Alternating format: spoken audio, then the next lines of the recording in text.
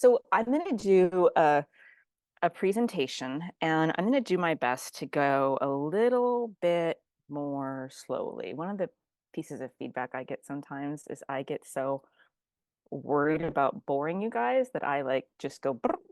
So, and then we're going to have a Q&A session, and then we'll see if it's just us chatting about intentions, or if we want to do an actual uh, meditation, we can. So I'm going to go ahead and just start my screen share, and this is going to be pretty well.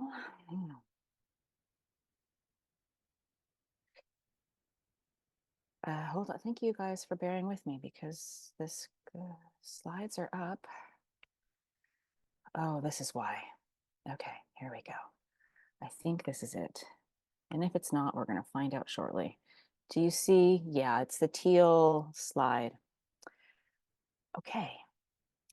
So this is an interesting image that I created for a reason, and I thought it was neat because Aquarius is the water bearer sign. It's actually an air sign, but Pluto is teaching us all the time. In alchemy, it's as above, so below. But Pluto's really good at that below the water part, right? That part that is helping us to excavate and really embrace this process that we're in.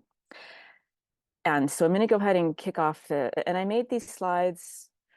I'm trying to transition into making more artistic slides. So I apologize. Some of the text is small and I'm just doing the best I can. But we're going to start with an event that happened yesterday, because this event, all the things that are coming into alignment right now, I hope that you see that this is just a really cool time to be alive. So yesterday, there's a Sun and Pluto conjunction, and it was happening right on the cusp, 29 degrees of Capricorn, 0 degrees of Aquarius. That's where Pluto is right now, and that's what this gathering is about. But it's interesting that yesterday they were both together, and then the conjunction happened, and then they in Capricorn, and then they immediately, like within minutes, the Sun went into Aquarius, and then now Pluto's in Aquarius too. So it was kind of activating. And this is an annual conjunction, and it's always considered to be something that's linked to themes of power and powerlessness, of our ability to self-assertion or just in transformation. So this is the energetic of the Sun and Pluto together. It takes place in different parts of the zodiac. This is the first time, and I don't know how long it's been. It was right at this point that is the point that's active, that's just so this is, I think, that Pluto moving into Aquarius is, I'm thinking, one of the most profound transits that we're going to see in at least 20 to 30 years. So the fact that this kicked off yesterday, and then if we think about it, you go back in time, there was something called there was a Saturn Jupiter conjunction that kicked off December 2020. This is right when lockdown started to come online. And so it was kind of this was the beginning of just this kind of crucial collective upheaval. And it kind of started it, and it was at 0 degrees of Aquarius. So all this stuff is kind of showing us the energetic of what this is, what 29 Cap into 0 Aquarius is about. And then these planets, when they're bringing their energetic into what that is in the zodiac, we're getting the fact that these are repeating themselves. I think there are no accidents in the universe. So the Sun and Pluto are activating the same area that Jupiter and Saturn activated in 2020. And so the themes continue about upheaval, turning point, transition of power. Also, it's about, shifting a worldview. And Aquarius is about the collective. So this is about collective developments, and it's about, because Pluto is subtle energy and it moves very slowly, this is long-term consequences. This is long-term vision. So, but it's interesting that Aquarius isn't just about the collective, which is very much is about, it's also about technology. It's about technological developments, particularly with the internet. It's about electronic communication channels, AI. So there's this kind of light dark dance that Pluto's going to be doing in Aquarius, because Pluto's always going to be excavating, right? And now that it's in Aquarius, it's going to help us shift into a collective consciousness, but it's also going to be showing us the light and dark aspects of the things, the technologies and the forms of collective activity that we are currently involved in and where we can go. So let's back up. Let's back up because I mentioned this same degree, this same zero Aquarius was several years ago on December 21st, 2020. So as you know, December 21st is its own powerful day. It's the solstice, right? And on that day, the sun had entered into Capricorn, and which is its own thing, but Saturn and Jupiter met at 0 degrees of Aquarius. So this particular activation, Saturn and Jupiter, it's called the Great Conjunction. It takes place every 20 years. It's considered something that sets the pace for wider societal developments. And it's often a time of spiritual, mental reorientation. And we can think about if there's any kind of power relations that are mundane. Mundane just means not good to go on autopilot, right? This is what this conjunction kicks off. So that's what was happening right at 2020. And if we think about it, what was, for me, I remember what was coming through is all the ways that we were all on autopilot, just going along, right? Like, and what that conjunction kicked off was like, wake up, time for us to all start to wake up. So the fact that it was at 0 degrees of Aquarius, and on the solstice, when the darkest time when light is coming in, is also kind of symbolic. But not only is this a 20-year cycle, this is so great. So this 20-year cycle also has a larger cycle where for 200 years, this great conjunction cycle will sit in the same element. So on 2020, when this conjunction happened, it's going to be another 20 years until it happened, it moved out of Earth into air. And Aquarius is air. And if you think about it, if you remember what I was talking about with the nodal axis shift, then the axes are what inform our eclipses. We just shifted axes from Taurus, Scorpio, Earth, into Libra, Aries, air.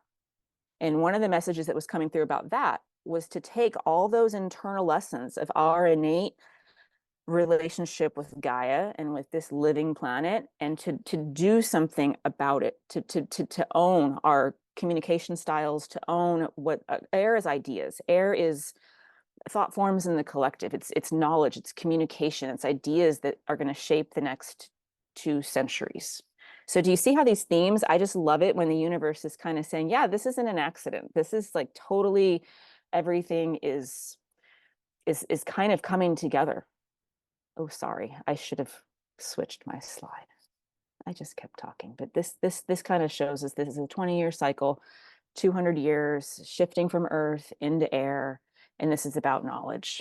So let's just take a second, since this is so we're focused on Pluto here, and so let's just sit with the energetic of how we experience Pluto. I think this will inform a lot of what's happening today and in the future. So Pluto was discovered in 1930, named for the Roman god of the underworld, planet of death, rebirth, transformation. If you remember, whenever I've talked about Eris is the street fighter female companion to the male god of war. She's the one that, she wasn't invited into the Roman wedding with all the gods. She threw the golden apple and said to the fairest, and got all the goddesses to get into this egoic squabble about who was prettier, and that's what started the Trojan War. So Eris was pointing out that all these gods were off base. So Eris was discovered in 2005.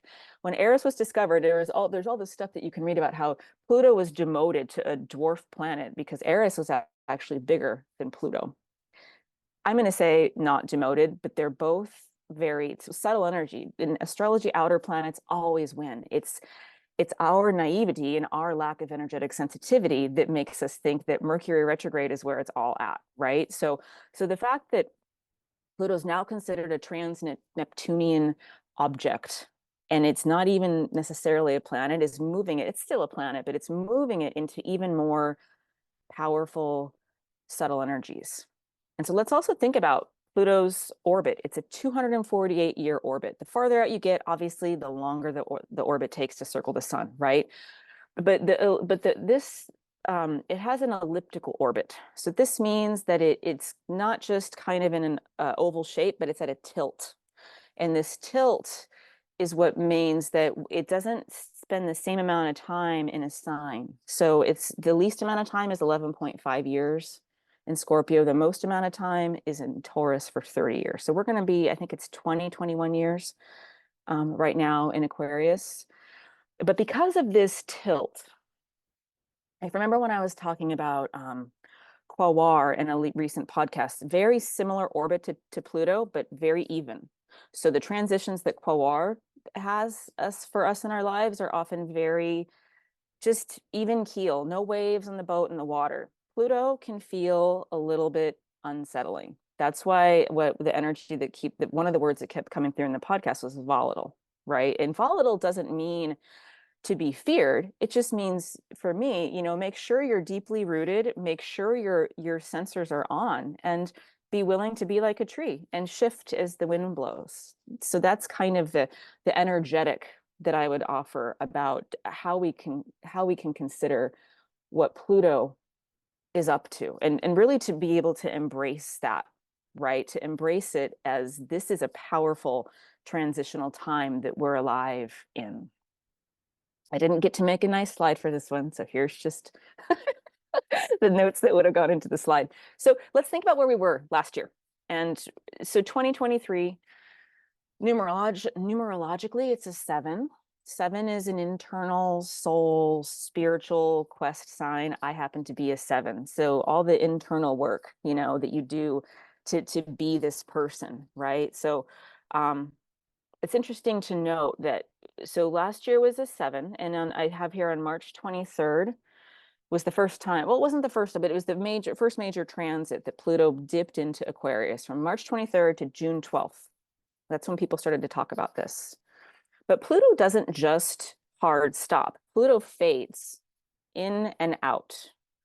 And this is pointing to the level of transformation that has always taken place when Pluto shifts signs. And we'll get to specifically this shift, which I find so cool and so interesting. So then, but on June 12th last year to today, we've had Pluto back in the anaretic degree or so of Capricorn. So the last time this happened was around 1776 to 1778 was this dance, right? And then 1778 onward, Pluto was in Aquarius. So let's look at some of the events. The Americans rejected King George III and British rule, no taxation without representation. Boston Tea Party, all that stuff. Stars and Stripes flag. 1776 was an important year, right? The Declaration of Independence was signed at that point. Interestingly, also, we have this slavery became outlawed in Britain. And there's another theme that's going to come through here. This was the beginning of the end. As you know, in America, that was not the case. With slavery was not nowhere near over, but in Britain, it was the beginning of the end. So this is also what one of these themes is. It's money moving away from monarchy, away from aristocracy, into the hands of the people. That is one of these themes that I think you can feel how palpable that theme is, right? This was also the time when Britain founded the stock exchange. Also, that interestingly enough, Captain Cook claimed Australia and New Zealand for Britain and was subsequently pretty immediately killed as he was trying to do the same thing in Hawaii. So there's also themes of color that we'll get to in a second too, of different types of rulership. And also this is when the Industrial Revolution began in Britain. So this time again, we can feel that something is palpably starting to shift. And if we remember that Pluto's role is death and rebirth, but it's transformation so as to regenerate. Energy is never lost in the universe, right? So Pluto is breaking down what no longer serves a purpose, often in very dramatic Plutonian fashion. And that's to create the path of something new to emerge. So Pluto and Cap is about power. It's about structure. It's about things we have power over, things that have power over us. and recognizing the things where we need to start to have new ways of thinking. So let's go to this year. Let's skip to this year. I want to spend a little, even though I was saying Mercury retrograde isn't that important, all planets are important. So let's just, I didn't touch about this in the podcast, but I wanted us to think about what was happening. Mercury retrograde went retrograde the last 3 weeks of December last year, stationed direct on January 1st. So this is transitioning from the lessons of number 7, internal spiritual seeking. Moving into 2024, the number 8 is in the infinity loop. I talked about in the 108 gathering, right? But it's an expansive number. 8, it's the strength card in the tarot is the number 8 card.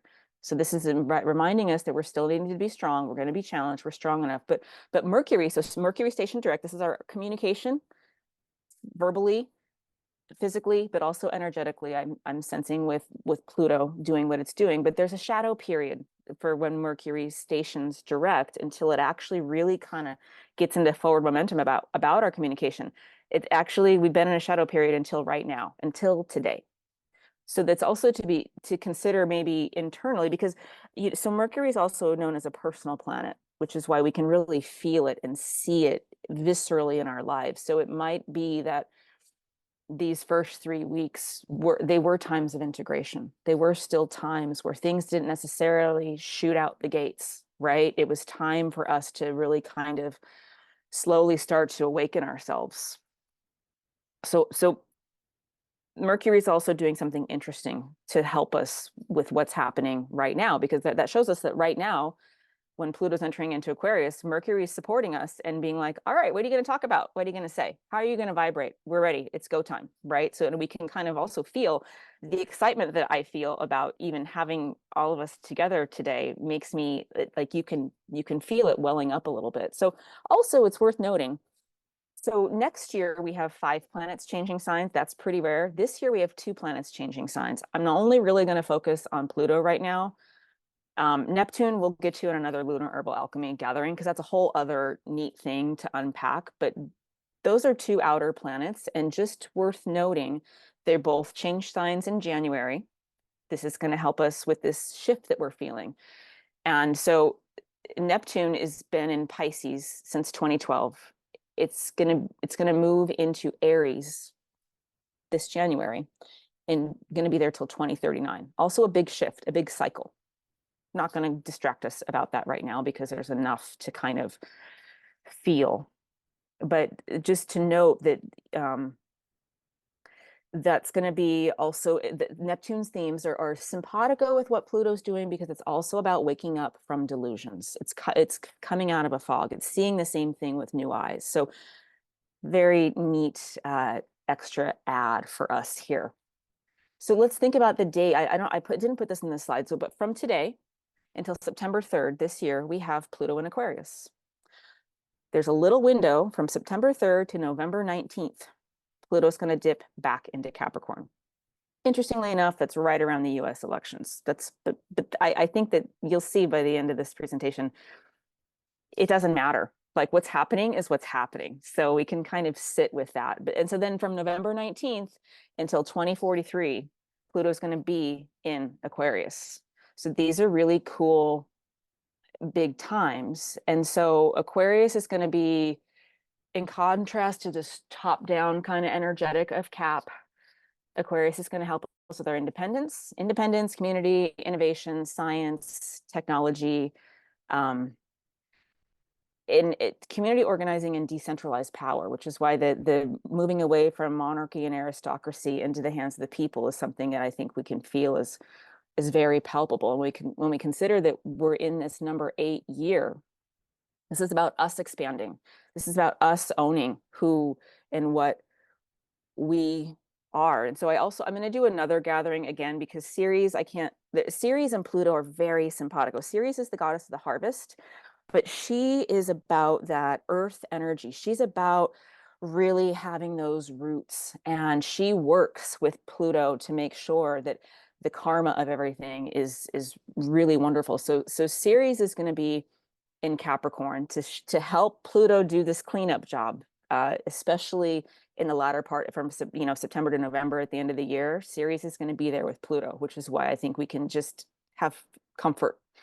And we're going to get to that topic later. But it's about, she's nurturing, she's a planet of nourishment, but transformation and supporting us in being grounded and rooted during the transformational times that we're living in. I may or may not show this video, but let's look. I think this is very interesting. So let's look at next year. 2025 is a 9. 9 is a sign of death and rebirth, transformation. So this also shows us that, one of the themes is, I think a lot of it is, I can hear all of us are being, aren't we done yet? Haven't I done enough stuff? Why are you still saying that we have a whole nother couple years of death and rebirth? Don't worry about it. But this is where it gets really exciting, because if you think about that's why it was important for us to go back and look at history to realize that, of course, these things take time. Of course we need, and then now, if you think about the Yuga cycles, right? The last time that happened, we were probably still in Kali Yuga. We're still not necessarily awake as a collective. So now it's a very exciting time for the things. But so when we think about what happened in when Pluto went into Aquarius, well, we discovered Uranus. Uranus, the way I like to talk about it, Uranus reminds us that we are the high technology we seek. It's our consciousness, it's our vibration. The French Revolution began. I think I might have, since I probably can't share it on YouTube, but I would love to share this Marie Antoinette video, because I don't know if you guys have ever seen the movie Marie Antoinette by Sofia Coppola. It's just so shows. And in fact, actually, let me stop my share here and see if I can do that right now. And when I do this share, if you guys, if you can't hear me, because I have this new system with my headset, if for some reason you can't hear this share, just somebody let me know so that we can kind of get going. Okay, so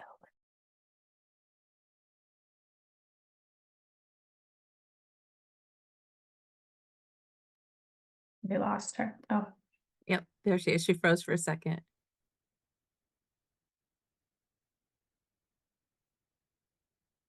sorry, guys.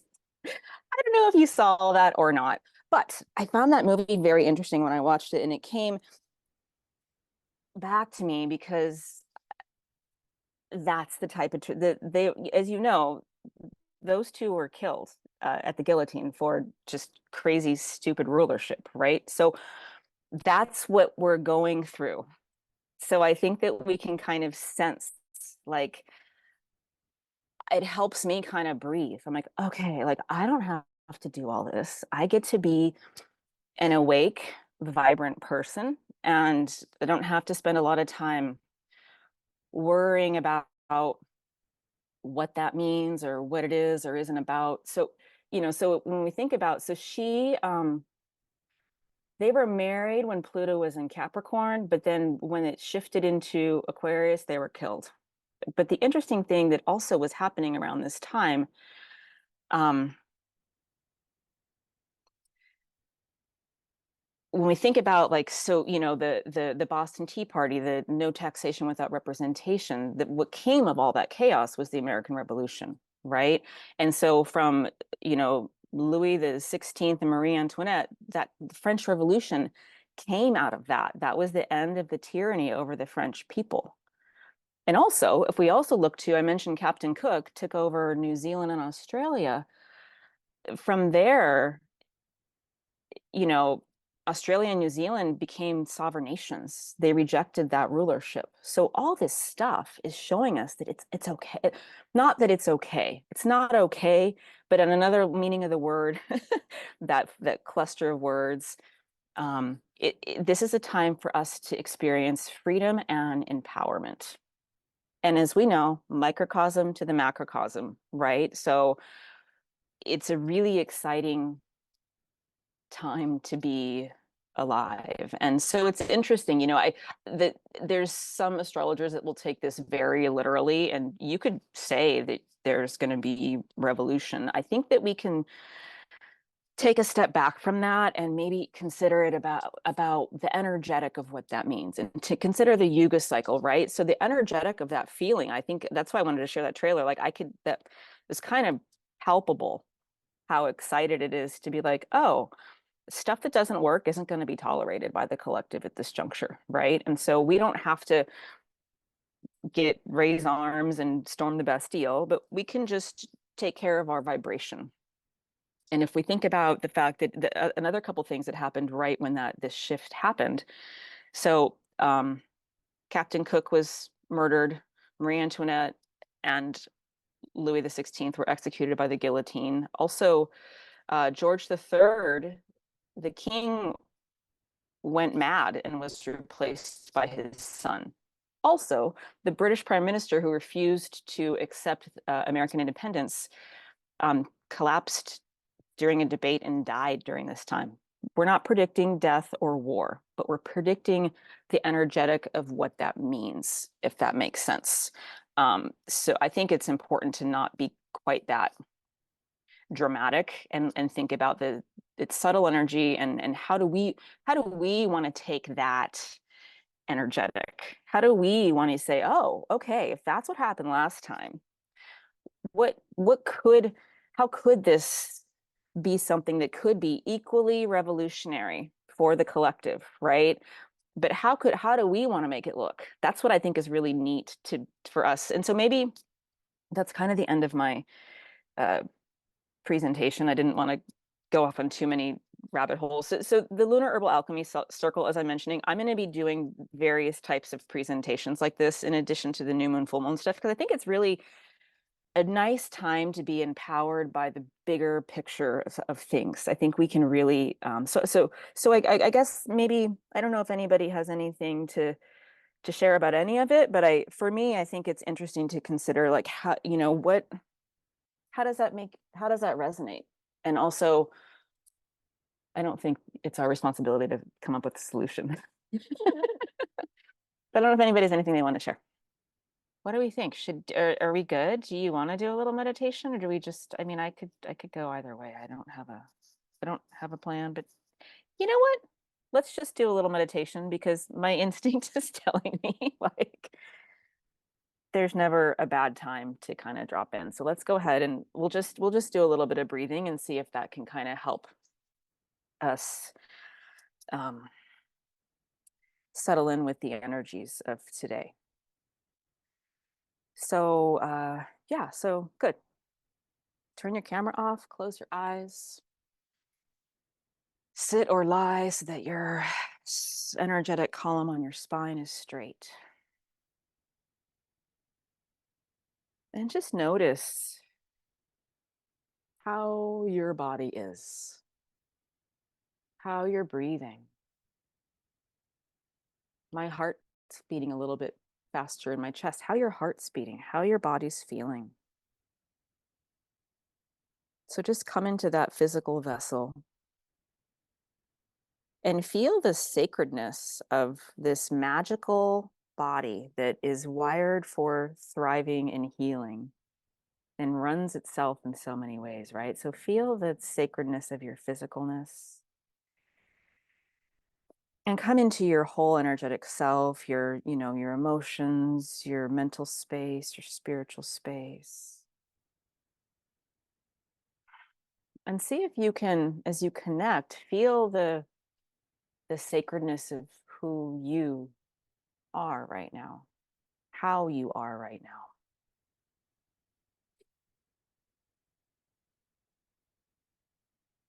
And see if you can start to have this deeper understanding that even though it's not done and you're not perfect, that there's something so magical about that reality of humanity. As Abraham Hicks says, you're never going to get it all done. We're continual creators. We fire rockets of desire every moment, every day.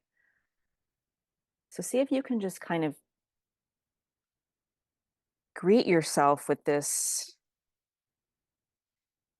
kind of deep sense of gratitude and love for everything about how you are, who you are, what you are right now, light and shadow.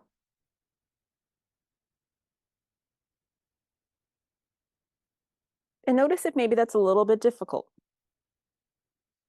That's okay. So let's breathe with this for a second, breathing in through your nose. Take that deeper breath and exhale through your mouth. And already just try to make the exhale longer than the inhale. A few more breaths here, just inhaling and exhaling and being with precisely everything about yourself right now.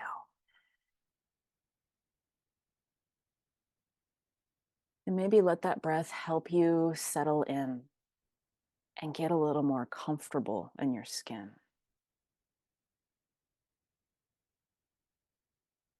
In theory, we've always been comfortable in our skin, but as these new energetics are coming online and this subtle energy is coming through, it's almost like, oh, there's so much more about me than I realized. So just let the breath help you welcome everything about you into this moment.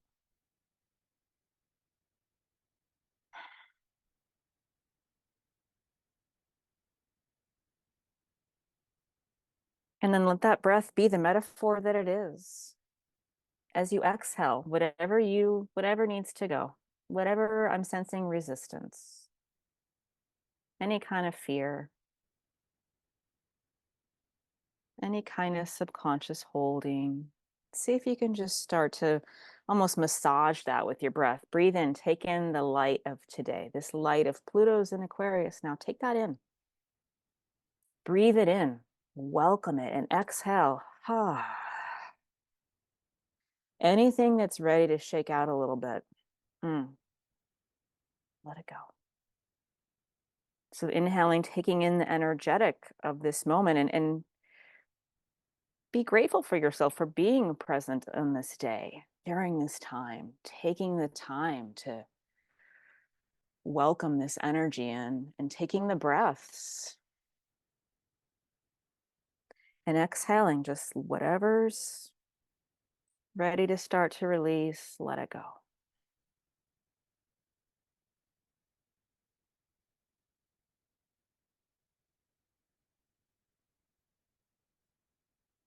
And a few more moments like that, and see if you can now feel the sacredness of this time, the sacredness of this circle, the sacredness of you. And maybe naturally your breath's just starting to deepen a little more as, all right, yeah, it's all good.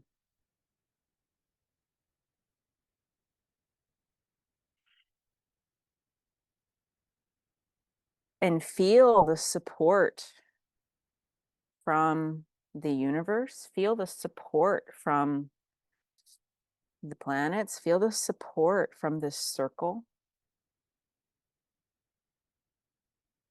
Feel the support from you, your higher self that's kind of up above this physical self.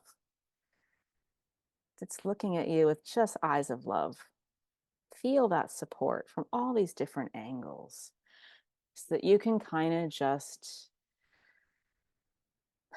as if a mama cat is with her little baby cat, or a mama is with the baby, you can just release a little bit into this intelligence, into this energetic. You can feel the support. You can feel the energy and breathe that in. And again, exhale, whatever's not of that. Feel it releasing.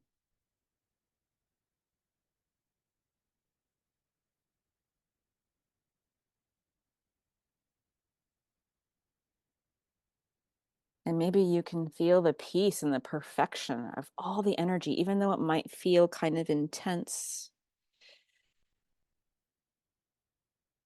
The metaphor deeply rooted is still very much here. Maybe you can send your roots down into the earth. And allow Mother Earth to fill you with her light. Pull that energetic up into your field. Golden light is just now filling you up.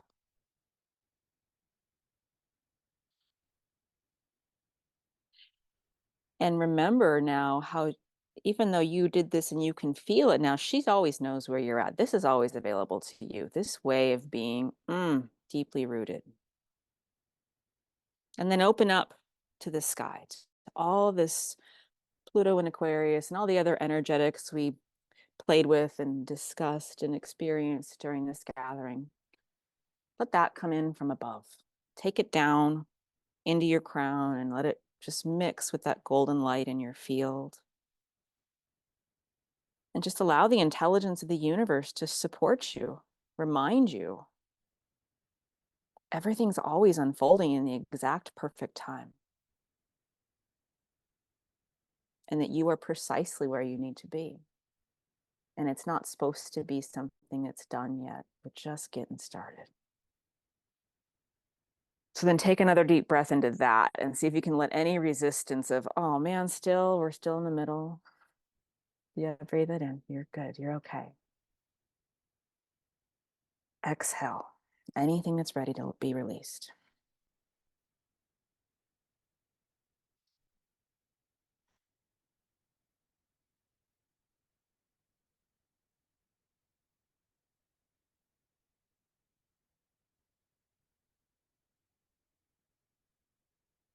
And just a few more natural breaths here now.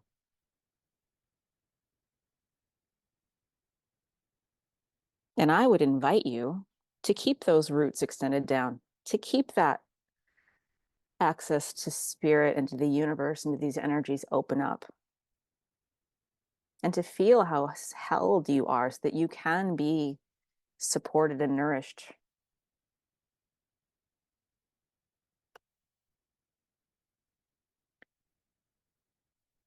And maybe as we sort of start to wrap this up, you can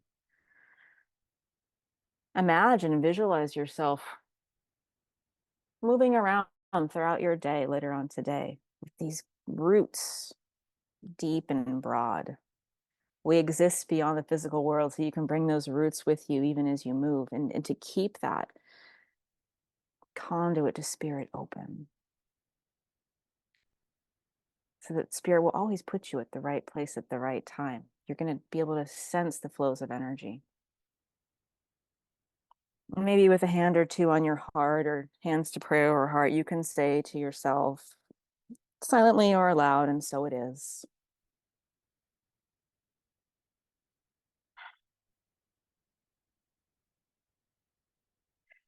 And thank yourself for being precisely here now as you are, who you are.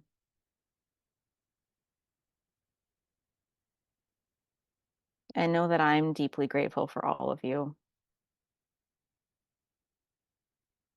And I think we're all deeply grateful for each other, and that there is, in this next span of time, there's going to be so much that's coming through to be grateful for. And it's all going to happen at the right space and place.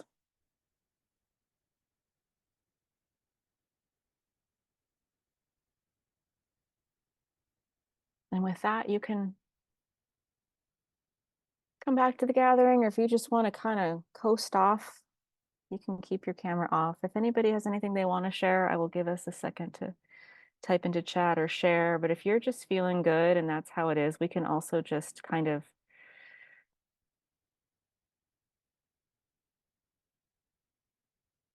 leave our gathering with this sense of peace and space and support and comfort.